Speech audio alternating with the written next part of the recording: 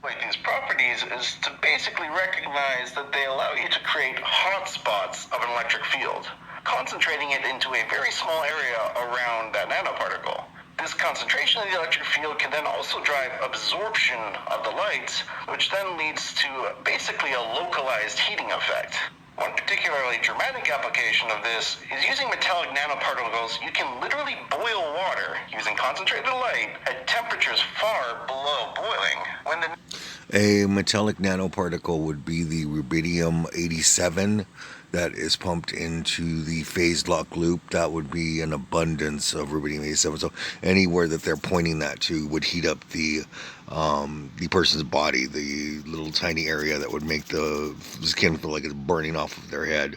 It's a form of torture. This is what we're going through with people in our neighborhood. Nanoparticles enhance the field of the laser light. It creates a bubble where absorption of light is dramatically higher and thus heating is similarly enhanced. You therefore get little bubbles of vapor that are nucleated by these particles and float out of the water as steam. Of course, you don't have to only do this with water. This allows one to, for example, catalyze a chemical reaction using light at illumination levels where it naturally wouldn't occur. Going back to this heating of water idea, this also has applications to create so-called hybrid photovoltaic thermocells, or HPVT. Solar cells for power generation don't actually use all the wavelengths of light that the sun emits. In fact, they don't use any light at all above a certain cutoff wavelength, which is related to what's called the band gap energy. Well, houses need power, sure, but they also need hot water. And if the solar cell isn't using these wavelengths anyway, why not a layer on the top of the cell with nanoparticles suspended in a transparent fluid? The idea being that the nanoparticles are engineered to have their plasmonic resonance in the range of unused wavelengths, and thus drive absorption heating of the fluid. The wavelengths that the cell does use pass through unaffected. There's also yet another way you can use this localized heating trick. What if you coat your nanoparticles in some biological molecule that will only bind to another very specific biological molecule? You then create a scenario where your nanoparticles will... Now, the effect that he was talking about before was the Zeeman effect. That was where the nanoparticles of the rubidium 87 were held in captivity without heating them. But that was from the electromagnetic field that surrounds the targeted area. That is the phase lock loop that holds in the rubidium 87 without changing its thermal structure. When the laser, I believe it's a 550 nm, is introduced, that's when it changes the structure of the rubidium and actually causes the cell with the water to produce heat.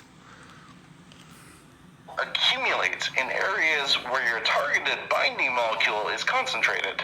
Given this, there is an idea that if one can find a compound associated with cancerous tumor tissue, then you've got a potential cancer treatment on your hands. The idea is because gold and silver and such are non-toxic metals to the body, you inject them into a patient and they'll be inert.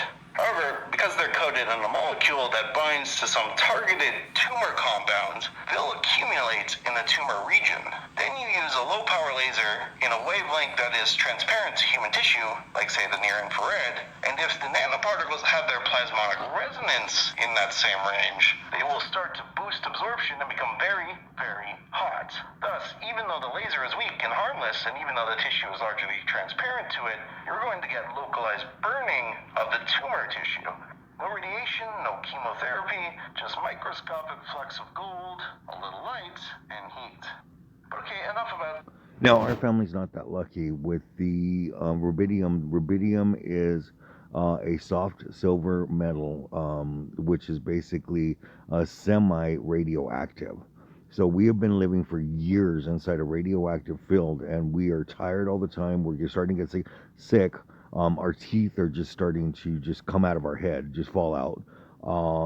We're starting to get ill. Our hair, the whole bit, like we're having chemotherapy over years of treatment. Um, but basically, what that does is they were talking about silver or gold, and that doesn't affect your body if they could suspend it that way. But what is suspended is the rubidium, which is a semi radioactive material that we've been basically living in, and they're fine with it. They're cool with it. So we've been living around monsters for this whole time. It's ridiculous.